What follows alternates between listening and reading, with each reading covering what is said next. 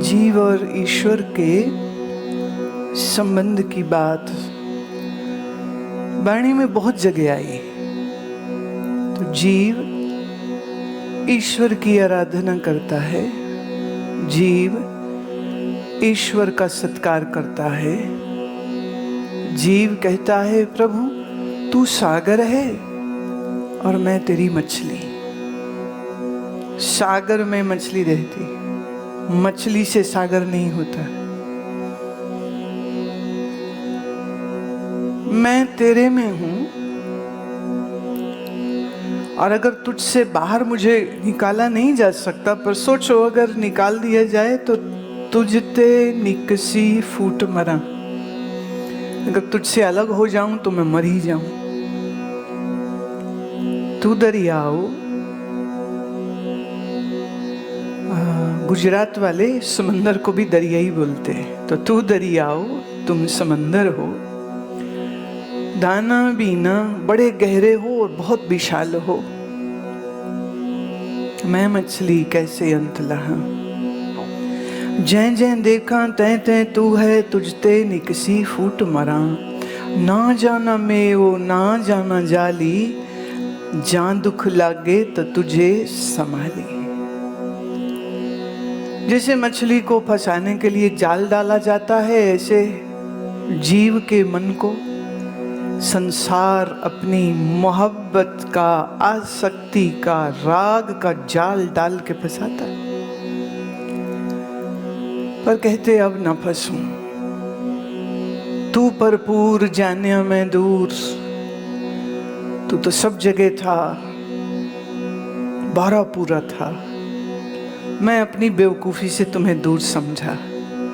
जो कुछ करी सो तेरे हदूर। मैं जो भी कुछ करूं, पाप पुण्य शुभ अशुभ, वो सब तेरे ही तो सामने होता है। तू देखे हम मुक्कर पाओ, तेरे कम न तेरे नाए। तू मुझे जानता है, तू मुझे देखता है, और मैं इनकार करता हूं अज्ञान में कि मुझे किसने देखा, मुझे कौन देख रहा है। तेरे कम न तेरे नाए। ना ईश्वर मैं तेरे किसी काम आता हूं, ना मैं तेरा नाम सुमिरन करता हूं जब अज्ञानी होता हूं। जेता दे तेता हो खाओ। अब यहां प्रेमा भक्ति शुरू हो गई। तू जो दे मैं वो लूं, ब्यादर नहीं कैदर जाऊं। तेरे अलावा कोई और है ही नहीं तुम्हें, और किस दरवाजे पे जाकर के कुछ मांगना भी चाहूं तो जो तू दे वो मेरे लिए अच्छा है। सुख हो या दुख, नानक एक कहे अरदास, जियो पिंड सब तेरी रास। ये जीव, पंजाबी में उसको जियो कहा गया। ये जीव तुम्हारा है, और मैं एक ही प्रार्थना करता हूं प्रभु कि ये इस जीव का जो देह है, पिंड, इस पिंड माने तो कॉन्स्टिट्यूटेड फॉर्म, इसका जो देह है, जो मन है, जो इंद्रियां हैं, ये सब तुम अपनी ही निगाहे कर्म में रखना। माने मेरे मन से कभी भी आपका स्वरूप भूल नहीं जाए, बिसर नहीं जाए, छूट नहीं जाए। तो ये उपासना भक्ति का जो माध्यम है, जिससे जीव अपने जैसे दूसरे शरीरों से मोह आसक्ति छोड़ के और ईश्वर के साथ अपने मन को जोड़ता है। तो ये जीव कह रहा है ईश्वर को कि तेरे बगैर मैं कैसे रहूं।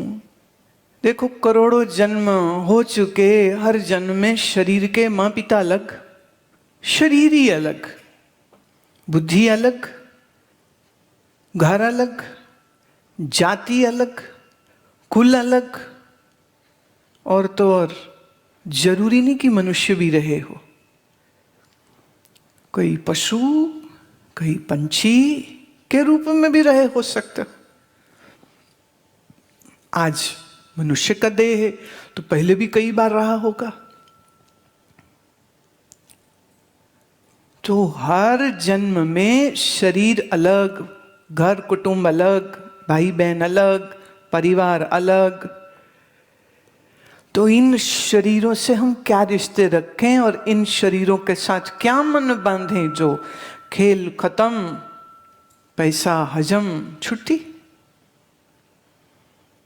फिर नया खेल शुरू हो जाता है, फिर नया खेल। और आदमी या औरत, शरीर कोई भी हो, बुद्धि के तल पर ऐसा बेवकूफ कि जिस शरीर में जाता है ये जीव अज्ञानतावश उसी देह को मैं मानता है।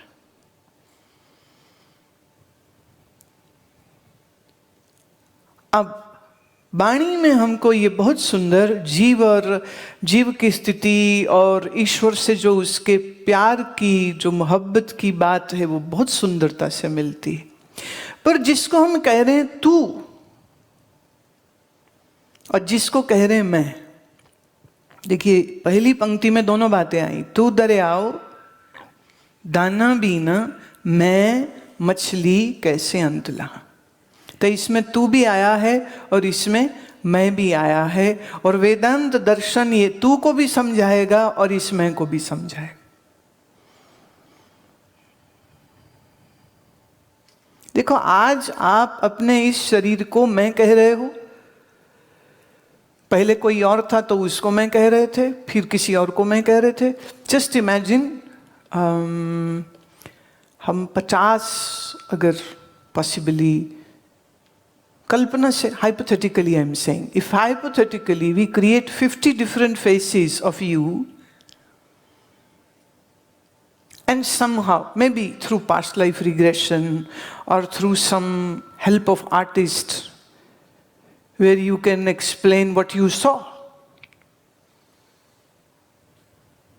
Past life regression therapy सच है नहीं है, मैं इस विषय में नहीं जा रही, पर हमारे यहाँ भी जब पास्ट लाइफ रिग्रेशन हुई तो कईयों ने अपने 4, कईयों ने 6 जन्म देखे, अलग अलग शरीर देखे। कभी उसमें मैं लग रही थी, कभी उसमें मैं लग रही थी, कभी उसमें मैं लग रही थी।